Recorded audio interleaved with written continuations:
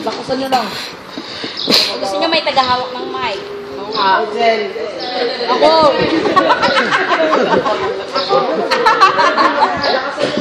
Kailangan daw sabi ni Liz. Oo nga. Okay lang. Off mo kasi. Patay mo kasi.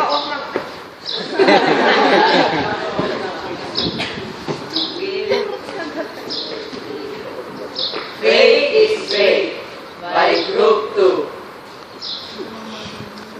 Faith is not faith.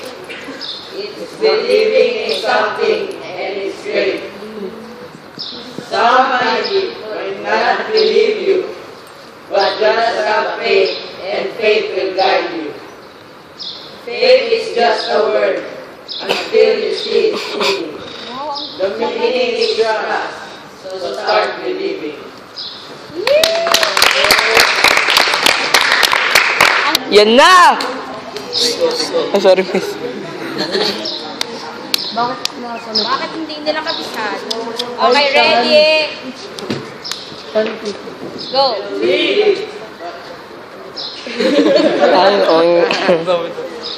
Buti. Faith inspires people to do the right stuff.